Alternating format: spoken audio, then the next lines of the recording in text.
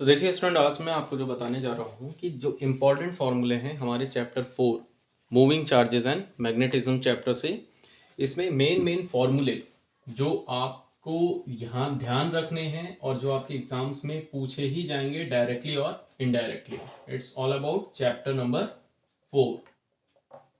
ठीक, पहला है आपका लॉरेंट्ज फोर्स। जब किसी चार्ज के ऊपर इलेक्ट्रिक फोर्स और मैग्नेटिक फोर्स दोनों लग रहा है, that Lorentz force is equal to vector F equal to Q vector E plus V vector cross B vector.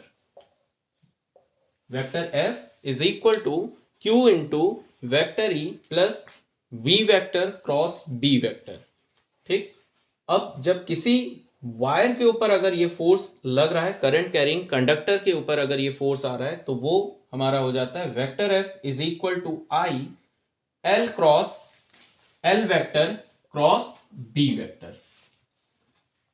अब अगर हम इसी को जनरल फॉर्म में अगर हम बात करें तो it's F is equal to I L B sine theta.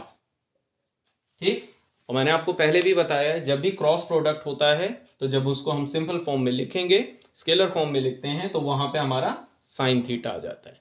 Now the third one, Biot Savart law कि vector D B is equal. तो आप लोग जो ये मुझसे पूछ रहे थे कि केस स्टडीज को करने के लिए कौन कौन से चैप्टर इंपॉर्टेंट रहेंगे।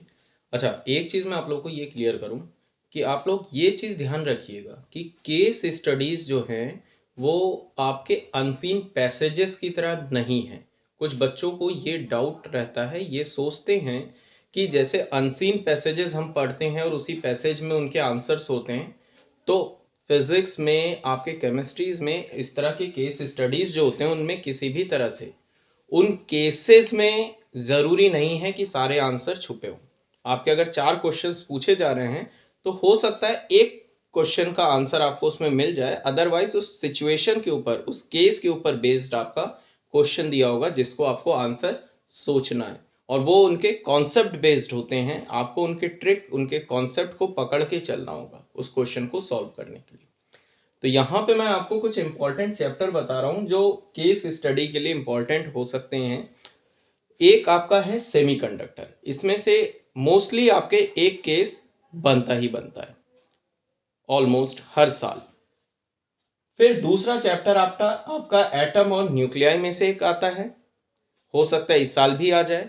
फिर एक चैप्टर होता है आपका वेव ऑप्टिक्स में से, जहाँ पे हाइगन्स प्रिंसिपल वाला जो पार्ट है आपका। Then photoelectric effect. Wave optics का मतलब